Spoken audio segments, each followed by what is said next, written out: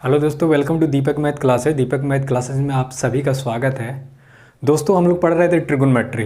ठीक है, ट्रिगोनोमेट्री में हम पढ़ रहे थे समकोण त्रिभुज यानी राइट एंगल ट्रायंगल के बारे में। और ये पढ़ रहे थे कि यानी राइट एंगल ट्रायंगल में कैसे ज्ञात करेंगे कि कौन सा भुजा कर्ण होगा, यानी कौन भुजा हाइपोटेनस और कौन भुजा लंब यानी परपेंडिकुलर, कौन भुजा बेस होगा। इसी के बारे में हम लोग चर्चा कर रहे थे। तो आइए उस पर थोड़ा सा चर्चा, इस पर तो चर्चा हो चुकी है सेकंड वीडियो में, इस पार्ट पे सेकंड पार्ट में मतलब इस पर चर्चा हो चुका है। ठीक है, लेकिन हम उसको थोड़ा सा रिवीजन करके आप लोगों तब आगे बढ़ते हैं। ठीक है, तो आइए हम लोग शुरू करते हैं। ठीक है,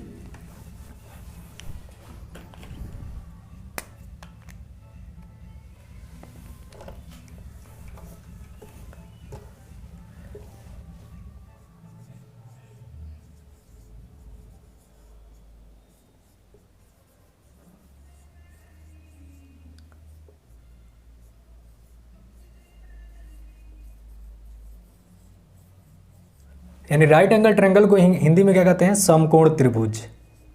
हिंदी में इसको कहते हैं समकोण त्रिभुज। ठीक है, अब समकोण त्रिभुज, आइए हम समकोण त्रिभुज में जो थोड़ा सा पढ़े थे, यानी कैसे इसका कौन सी भुजा कर्ण होगा, कौन भुजा लंब होगा, कौन भुजा आधार होगा, ये लोग हम थोड़ा सा इस पार्ट में थोड़ा सा डिस्कस कर लें। बाकी हम लोग इस पार्ट पहले डिस्कस कर चुके हैं लोग। तो ये एक भुजा ए, कौन सा कोण है, सॉरी त्रिभुज ए बी सी। ठीक है, और कोण बी यहाँ यानी बी पर कितने डिग्री कोण बना है? 90 डिग्री। मैंने आपसे पहले भी चर्चा कर चुका था कि समकोण त्रिभुज में जो सबसे बड़ी भुजा होती है वो कौन सा? कर्ण होता है। समकोण त्रिभुज में सबसे बड़ी भुजा कर्ण होता है। लेकिन हम कैसे पहचानेंगे कि कौन भुजा कर्ण होगा? इसके लिए मैंने ये बताया था कि जहाँ भी 90 डिग्री का कोण बन रहा हो, जस्ट उसके सामने वाली भुजा ही कर्ण होता है, यानी जस्ट उसके सामने वाली भुजा को हम हाइपोटेनस कहते हैं। जैसे 90 डिग्री का कोण पॉइंट बी पे 90 डिग्री का कोण बन रहा है ना, तो 90 डिग्री के जस्ट सामने वाली भुजा कौन है? भुजा ए सी। ए सी भुजा क्या है? कर्ण है। यानी ए सी भुजा को, यानी 90 डिग्री के सामने की भुजा को हम कर्ण कहते हैं। तो कर्ण कौन हो जाएगा? ए सी, यानी भुजा ए सी है ना, ये क्या हो जाएगा? कर्ण। कर्ण को इंग्लिश में क्या कहते हैं? हाइपोटेनस।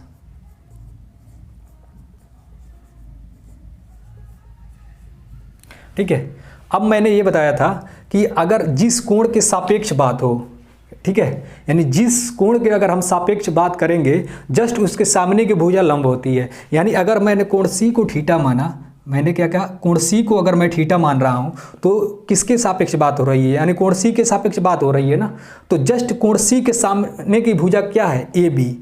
ठीक है, यानी कोण सी को हमने कितना माना? थीटा। थीटा के सामने की भुजा क्या है? A B. तो ए बी भुजा क्या हो जाएगी? लंब। ठीक है, ए बी भुजा क्या हो जाएगी? लंब। ठीक है, लंब को इंग्लिश में क्या कहते हैं? परपेंडिकुलर।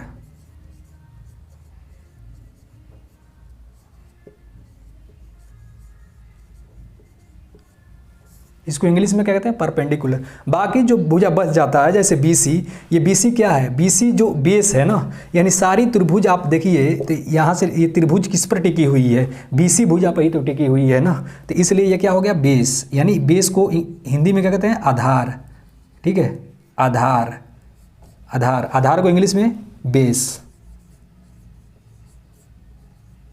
ठीक है, बाकी जो हिंदी मीडियम के बच्चे हैं जिनको ये समझ में नहीं आ रहा हो, यानी वो हाइपोटेनस नहीं बोल पा रहे या परपेंडिकुलर है या बेस, तो उनके लिए एक ये है कि जैसे पहला हिंदी का पहला लेटर क्या है? क। तो यानी के, इसको किससे डिनोट कर देंगे? के फॉर कर्ण।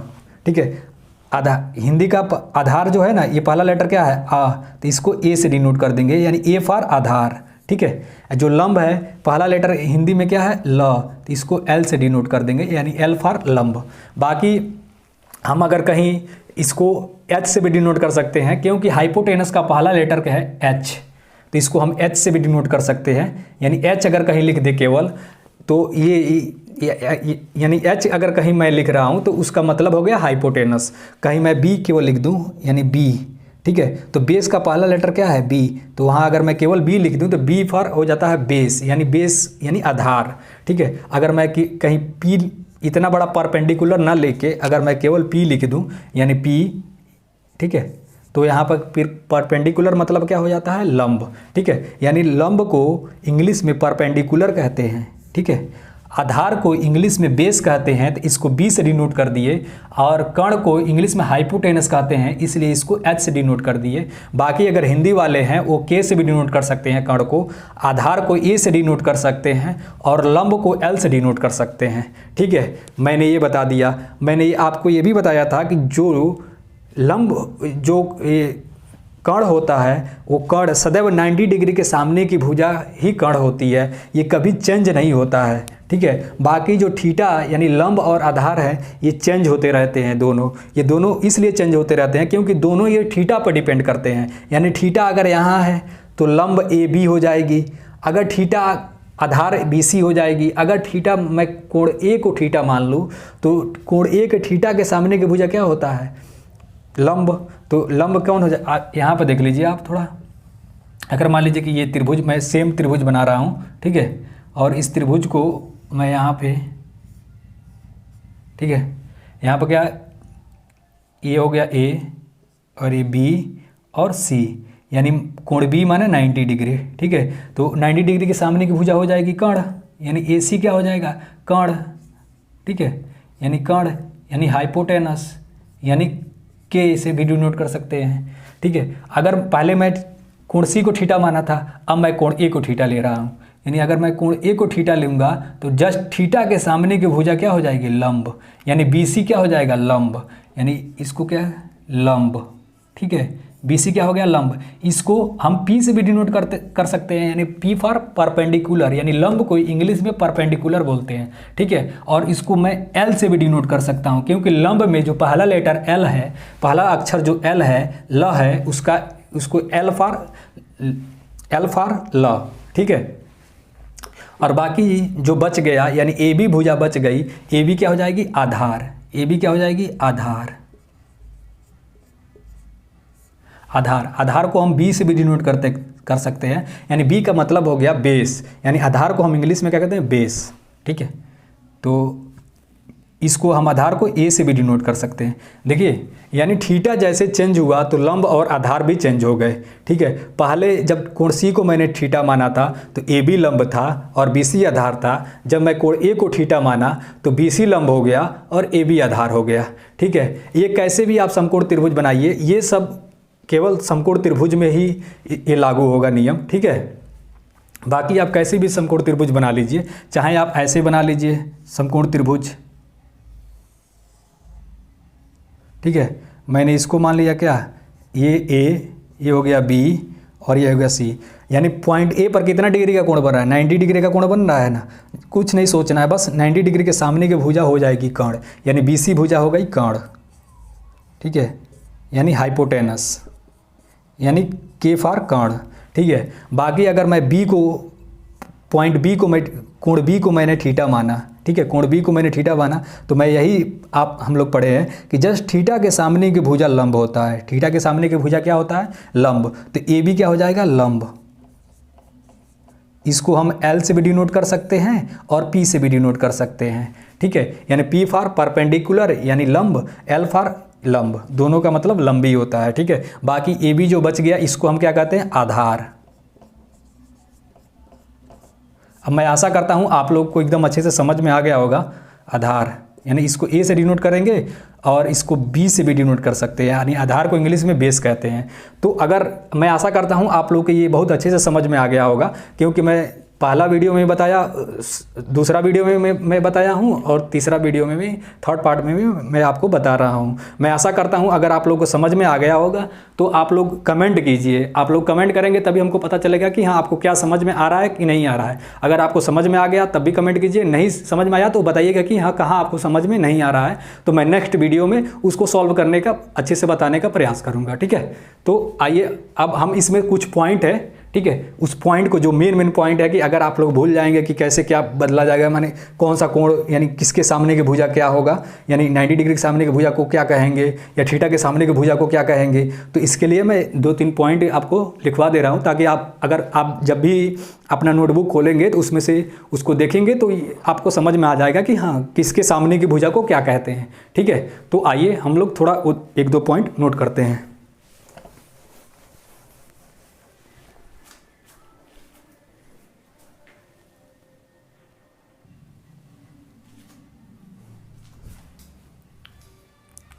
तो आइए, ये पॉइंट है, मैंने आपको जो इसमें बताया था जो भी कि थीटा के सामने के भुजा को लंब कहते हैं और 90 डिग्री के सामने के भुजा को कर्ण कहते हैं, वही मैं पॉइंट यहाँ करके लिख दिया हूँ ताकि आप लोगों को कभी भूले ना। आप लोग जब भी अगर आपको समझ में नहीं आए किसको मैं क्या बोलते हैं, किसके सामने की भुजा को क्या बोलते हैं, तो आप लोग ये पॉइंट अगर देखेंगे तो आपको एकदम बिल्कुल समझ में आ जाएगा कि हाँ किसको क्या बोलेंगे। यानी मैं लिखा हूँ कि समकोण त्रिभुज में सबसे बड़ी भुजा कर्ण होता है। मैं आपको पहले बताया था कि समकोण जो त्रिभुज होता है उसमें सबसे बड़ी जो भुजा होता है वो कर्ण होता है। ठीक है, पहला पॉइंट ये है, मैं सदैव 90 डिग्री के सामने की भुजा ही कर्ण होगा। यानी मैं ये भी बताया था कि जहाँ भी 90 डिग्री बने जस्ट उसके सामने की भुजा क्या होगा, कर्ण होगा। ठीक है, कर्ण कभी बदलता नहीं है। मैं ये भी बताया कि आप लोग को त्रिभुज बना के भी बताया कि मतलब हर एक त्रिभुज कैसा भी बनाने पर कर्ण सदैव 90 डिग्री के सामने का भुजा ही होता है।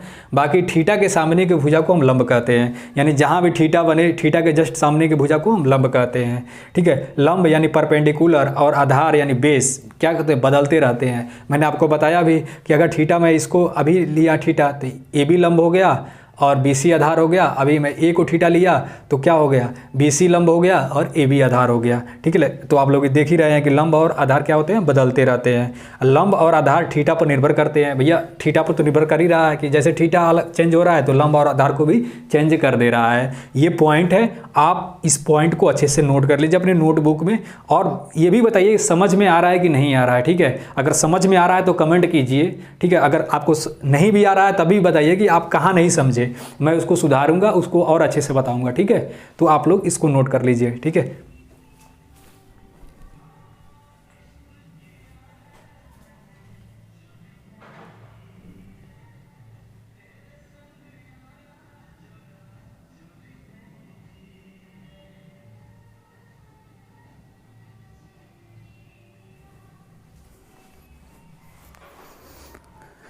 तो हो गया।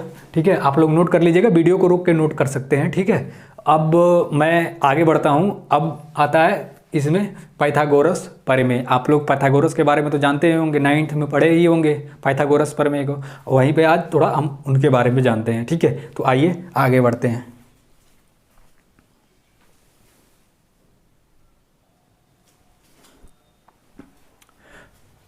तो आइए, पाइथागोरस प्रमेय यानी पाइथागोरस थ्योरम। ठीक है, एक बहुत बड़े गणितज्ञ थे जिनका नाम था पाइथागोरस। उन्होंने एक प्रमेय दिया जिसको अपने ही नाम पर उस प्रमेय का नाम रखा, यानी उनका नाम था पाइथागोरस, इसलिए इस प्रमेय का नाम पड़ा पाइथागोरस प्रमेय यानी पाइथागोरस थ्योरम। ठीक है, तो उन्होंने कहा कि कर्ण पर बना वर्ग शेष दोनों छोटी भुजाओं पर बने वर्गों के योग के बराबर होता है। ठीक है, उन्होंने क्या कहा कि जो कर्ण पर बना वर्ग होता है ना, वो शेष दोनों छोटी भुजाओं पर बने वर्गों के योग के बराबर होता है। जैसे यानी सबसे बड़ी भुजा क्या होता है, कर्ण, तो कर्ण पर बना वर्ग शेष दोनों छोटी भुजाओं पर बने वर्गों के योग के बराबर होता है। अर्थात इनके कहने का मतलब ये था कि जो सबसे बड़ी भुजा होता है कर्ण का वर्ग शेष दोनों छोटी भुजाओं के वर्गों के योग करके हम जोड़ देंगे तो कर्ण के वर्ग के बराबर आ जाएगा। ठीक है, जैसे उन्होंने क्या कहा, यानी कर्ण का वर्ग, कर्ण पर बना वर्ग यानी कर्ण का स्क्वायर। ठीक है, शेष दोनों छोटी भुजाओं पर बने वर्ग यानी सब शेष दो छोटी भुजाएं कौन कौन है, लंब और आधार, यानी लंब का वर्ग प्लस आधार का वर्ग।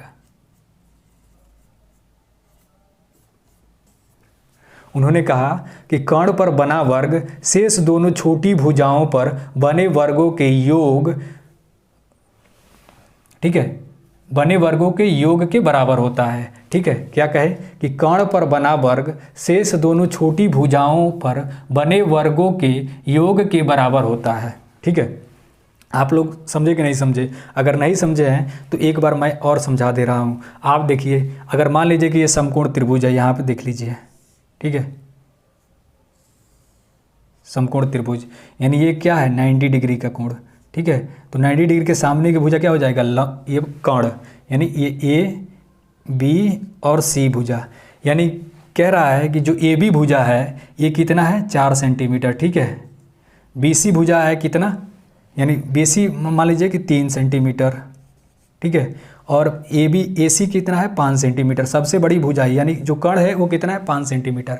अगर मैं यानी कर्ण के स्थान पर 5 पुट कर दूं और लंब के आधार स्थान पर 4 पुट करूं और आधार के स्थान पर 3 पुट करूं, तो ये जो कर्ण का वर्ग होगा बाकी इन दोनों छोटी भुजाओं के वर्ग करके योग करेंगे तो कर्ण के वर्ग के बराबर आएगा। आप देखिए कैसे, यानी कर्ण का वर्ग यानी 5 का वर्ग, यानी अगर 5 का वर्ग हम करें सबसे बड़ी भुजा, यानी ये क्या है 5 कर्ण है, ठीक है। तो सबसे बड़ी भुजा का वर्ग बराबर दोनों छोटी भुजाओं का वर्ग, यानी दोनों छोटी भुजा और लंब का वर्ग, यानी 4 का वर्ग प्लस 3 का वर्ग, ठीक है, ठीक है। अब बाकी इन दोनों का कर्ण का वर्ग बराबर दोनों छोटी भुजाओं को वर्ग करके अगर जोड़ देंगे तो इस कर्ण के वर्ग के बराबर इनका मान आएगा, ठीक है। यानी left hand side is equal to हो जाएगा राइट हैंड साइड, ठीक है। तो आइए देखते हैं, यानी 5 का स्क्वायर का मतलब क्या होता है, यानी 5 का पावर 2 का मतलब ये हुआ कि 5 का जो गुणा है 2 बार करना है, यानी 5 गुणे 5, ठीक है, यानी 5 गुणे 5, यानी 5 का पावर 2 का मतलब ये हुआ कि 5 का जो गुणा है 2 बार करेंगे, यानी 5 गुणे 5, यानी 5 का गुणा 5 बार, यानी 5 का पढ़ा अगर 5 बार पढ़ेंगे तो क्या आएगा, तो 5 × 5 = 25, ठीक है। 4 का पावर 2 का मतलब हो गया क्या, 4 का पावर 2 का मतलब हो गया 4 का 2 बार गुणा, यानी 4 गुणे 4, यानी 4 का पढ़ा अगर हम 4 बार पढ़ेंगे तो कितना आएगा, तो 4 × 4 = 16, ठीक है। 3 का पावर 2 का मतलब 3 का 2 बार गुणा, ठीक है। पावर 2 का मतलब यही होता है कोई भी संख्या हो अगर उसके पावर 2 है मतलब उस संख्या का 2 बार गुणा करने पर, ठीक है, तो उस संख्या का यानी 3 का 2 बार गुणा करेंगे, 3 गुणे 3 यानी 9, ठीक है। तो जो पावर का 2 किसी संख्या के पावर 2 होता है उसको हम स्क्वायर बोलते हैं और किसी संख्या के पावर 3 होता है उसको हम क्यूब बोलते हैं, ठीक है। तो यहाँ पे देखिए, यानी 5 का वर्ग कितना आया 25, 4 का वर्ग 16 प्लस 3 का वर्ग 9, ठीक है। 3 का वर्ग कितना आया 9। अब देखिए 25, 16 और 9 जोड़ेंगे तो कितना आएगा, 9 और 6 15, 5 हाथ में आया 1 25, यानी देखिए लेफ्ट हैंड साइड बराबर आया कि नहीं राइट हैंड साइड, ठीक है। ये तो यही तो कह रहे थे कि यानी जो कर्ण का वर्ग कर देंगे, कर्ण का वर्ग बाकी दोनों छोटी भुजाओं को अगर वर्ग करके जोड़ देंगे तो इस कर्ण के वर्ग के बराबर इनका मान आएगा, ठीक है। आप लोग देख ही रहे हैं, यानी सबसे बड़ी भुजा का वर्ग यानी कर्ण का वर्ग जब मैंने किया तो कर्ण का वर्ग कितना आया 25, बाकी दोनों छोटी भुजाओं का वर्ग किया यानी छोटी भुजा 4 का वर्ग किया तो 16, 3 का वर्ग किया तो 9, यानी 16 और 9 को जब इन दोनों छोटी भुजाओं को वर्ग करने के बाद जोड़ना, यानी क्या कर रहे हैं, कहाँ गया, यानी दोनों छोटी भुजाओं शेष दोनों छोटी भुजाओं पर बने वर्गों के योग, यानी शेष दोनों छोटी भुजा क्या है 4 और 3, इनके वर्ग करके और इनको योग मतलब होता है जोड़, अगर दोनों छोटी भुजाओं को जोड़ दिए तो ये कर्ण पर बना वर्ग के बराबर आया, यानी 25 कर्ण का भी वर्ग है और 25 इन दोनों छोटी भुजाओं को जोड़ने पर वर्ग करके जोड़ने पर 25 आया, यानी क्या कह लेफ्ट हैंड साइड बराबर राइट हैंड साइड, ठीक है। तो ये पाइथागोरस जी क्या कहना चाहते थे, ये यही कहना चाहते थे कि कर्ण पर बना वर्ग शेष दोनों छोटी भुजाओं पर बने वर्गों के योग के बराबर होता है, ठीक है। अगर आपको यहाँ पर नहीं समझ में आए एक और मैं समझा देना तक आपको और अच्छे से समझ में आ जाए, ठीक है। तो आइए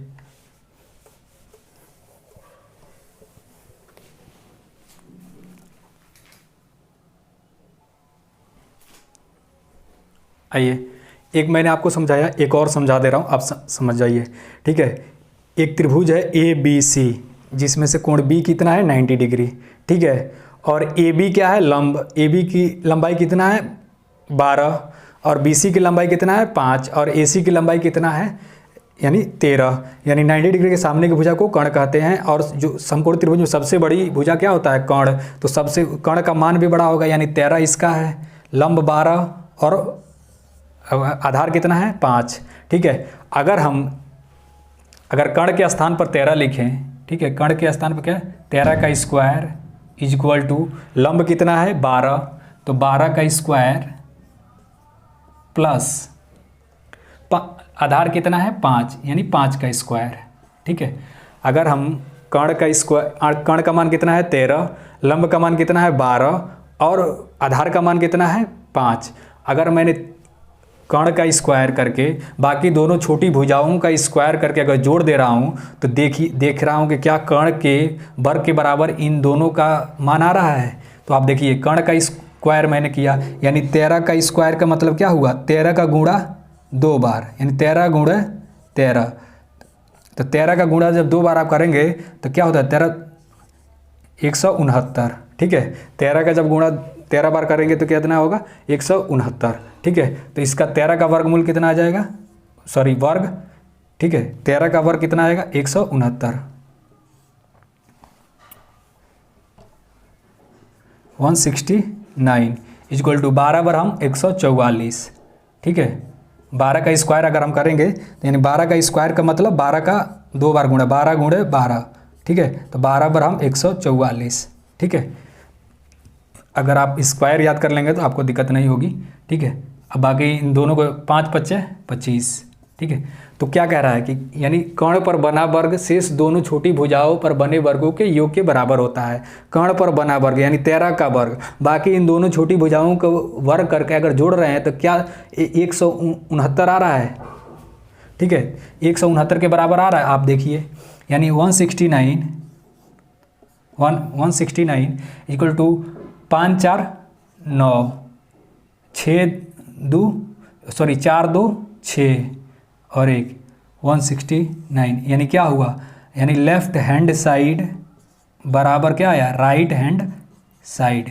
यानी जो पाइथागोरस जी ने बोला था कि यानी सबसे बड़ा भुजा का वर्ग बाकी दोनों छोटी भुजाओं को वर्ग करके जोड़ने पर जो सबसे बड़ी भुजा का वर्ग होता है वही वर्ग इन दोनों छोटी भुजाओं को जोड़ने पर प्राप्त होता है। यानी देख रहे हैं, यानी सबसे बड़ी भुजा का वर्ग यानी 169 बाकी दोनों छोटी भुजाओं को वर्ग करके जोड़ दिए तो 169 आया। ठीक है, तो यही इनके कहने का मतलब यही था कि कर्ण पर बना वर्ग बाकी शेष दोनों छोटी भुजाओं पर बने वर्गों के योग के बराबर होता है। ठीक है, अब आइए, ये अगर इसमें 3 फार्मूला है, अगर इन तीनों में से अगर तीनों फार्मूला अगर हम ज्ञात कर लेंगे, जान जाएंगे तो इन दो ये इस फार्मूला पर ये होता है कि 2 भुजाओं दे दिया रहेगा बाकी आपको एक भुजा ज्ञात करना रहेगा। तो इस फार्मूले का पर आप याद रहेगी तो आप ज्ञात कर सकते हैं, अन्यथा अगर याद नहीं रहेगा तो आप ज्ञात नहीं कर सकते हैं। तो आइए इन फार्मूले पर बात कर लिया जाए।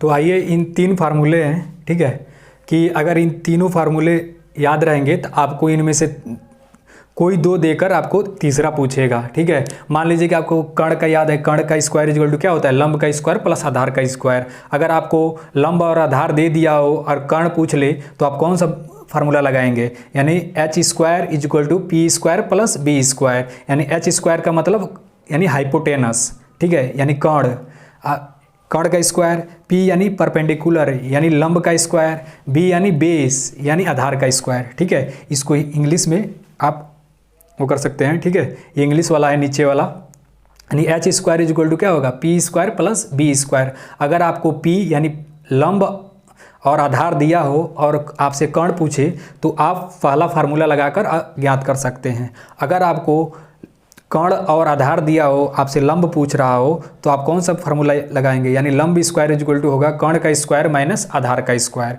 यानी P square is equal to क्या होगा, H square minus B square. अगर आपको आधार कर्ण और लंब दिया हो और आपसे आधार पूछ रहा हो तो आप कौन सा फार्मूला लगाएंगे, यानी आधार का स्क्वायर इज इक्वल टू क्या होगा, कर्ण का स्क्वायर माइनस लंब का स्क्वायर। ठीक है, यानी B square is equal to होगा H square minus P square. अगर आपको ये तीनों फार्मूला अगर याद रहेंगे तो इनमें से तीनों में से अगर कोई 2 भुजा देकर अगर आपसे तीसरा भुजा पूछे तो आप तुरंत निकाल सकते हैं। ठीक है, तो आइए इस पर मैं एक क्वेश्चन बना ले रहा हूँ। ठीक है, बाकी आपको दूंगा। ठीक है, आप बनाकर बताइएगा, कमेंट में आंसर बताइएगा। ठीक है, अगर आपको ये समझ में आ रहा हो तो आप चैनल को सब्सक्राइब कीजिए, बेल आइकन को प्रेस कीजिए और वीडियो को लाइक कीजिए और शेयर करना मत भूलिए। अपने दोस्तों, आपके जो भी दोस्त पढ़ाई कर रहे हों, बोर्ड के एग्ज़ाम देने वाले हों, उनके पास शेयर कीजिए ताकि वो भी कुछ सीख सकें। ठीक है, तो अगर आपको बाकी हम आगे का क्वेश्चन करते हैं, इस पर 1-2 क्वेश्चन प्रैक्टिस करते हैं। बाकी आप लोग भी, आप लोगों को क्वेश्चन देंगे, आप लोग प्रैक्टिस करके और कमेंट में आंसर बताइएगा कि हाँ आपका आंसर कितना आया। ठीक है,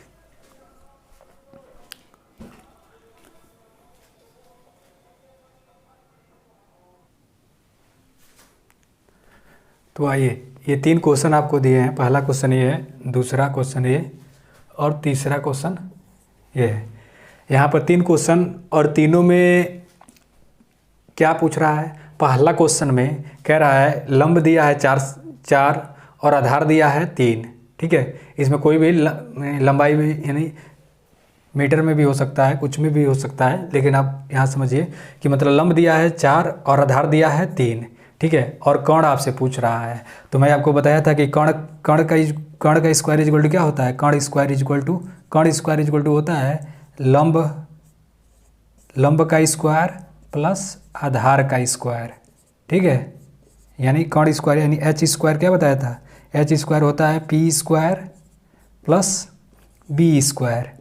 ठीक है, तो कुछ नहीं करना है हमको, क्या कर्ण ज्ञात करना है ना, तो यानी एच स्क्वायर हो जाएगा। यहाँ पर दिया है लंब कितना दिया है? 4। लंब कितना दिया है? 4 और आधार कितना दिया है? 3।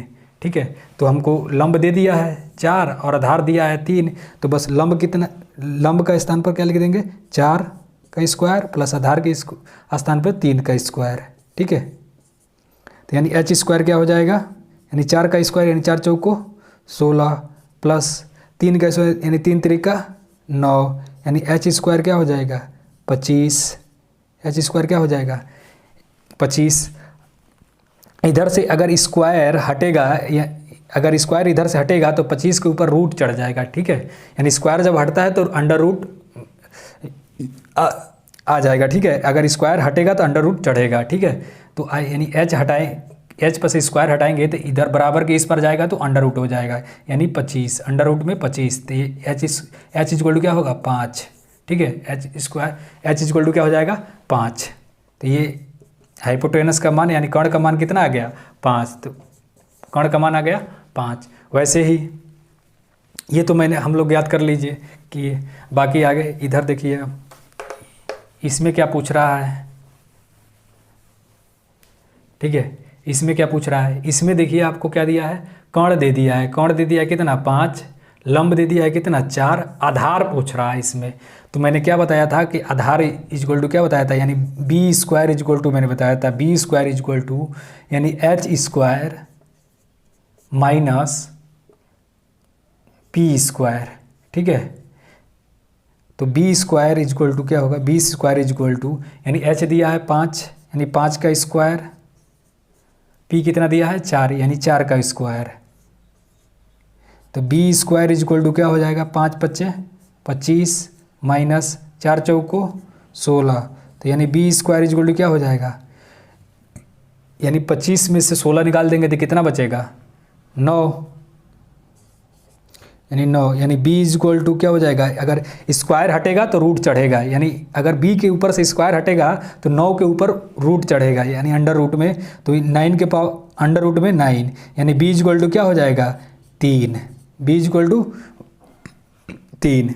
ठीक है, तो यानी बेस का मान कितना आ गया? बेस 3। ठीक है, यानी कर्ण 5 सेंटीमीटर में अगर आप लिखना चाहें तो लिख सकते हैं सेंटीमीटर में। ठीक है, 3 से तो कर्ण के ये बेस कितना आ गया? 3 सेंटीमीटर।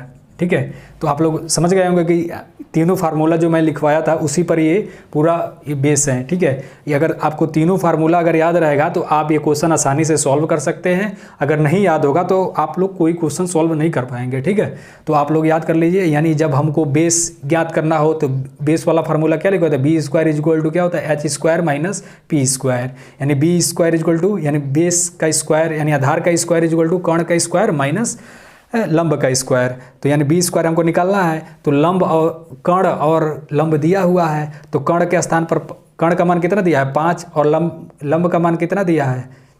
4। यानी 5 का स्क्वायर माइनस 5 के स्क्वायर में से 4 का स्क्वायर घटा देंगे, यानी 25। 5 के स्क्वायर का 25, 4 का स्क्वायर में से 16, यानी 25 में से 16 गया जाएगा 9। यानी इधर अंडर बी स्क्वायर है, जब स्क्वायर हटता है तो रूट चढ़ता है, यानी बी अगर हटेगा तो 9 के ऊपर अंडर रूट आ जाएगा, अंडर रूट 9, यानी बी इक्वल टू क्या हो जाएगा? 3।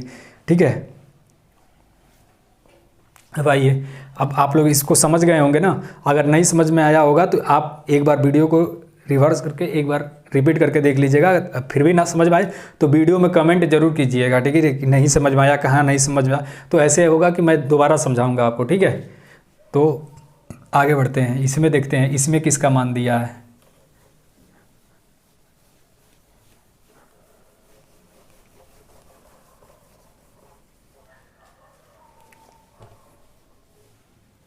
अब इसमें देखिए, इसमें क्या दिया हुआ है, कर्ण दे दिया है कितना 5, आधार कितना दिया है 3, लंब पूछ रहा है, ठीक है। लंब का मान क्या करा, ज्ञात करने के लिए बोल रहा है। तो मैं क्या लिखवाया था, यानी पी स्क्वायर इक्वल टू क्या लिखवाया था, H square minus B square, यानी पी यानी लंब का स्क्वायर इक्वल टू कर्ण का स्क्वायर माइनस बी आधार का स्क्वायर, ठीक है।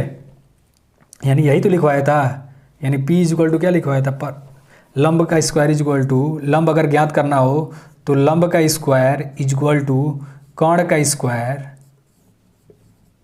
माइनस आधार का स्क्वायर, ठीक है। लंब तो हमको ज्ञात करना है, ठीक है। तो किसका किसका मान दिया है, कर्ण का मान दिया है कितना 5 और आधार का मान कितना दिया है 3।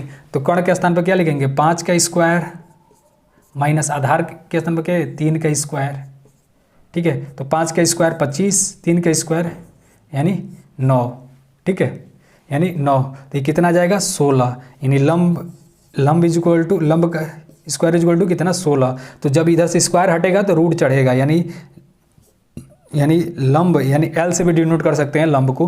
तो एल इक्वल टू क्या हो जाएगा अंडर रूट में 16, यानी एल का मान कितना आ जाएगा 4, यानी अंडर जब 16 बाहर निकला तो 4, ठीक है। अंडर रूट से बाहर जब आएगा 16 तो क्या हो जाएगा 4, ठीक है। तो लंब का मान कितना आ गया 4, ठीक है।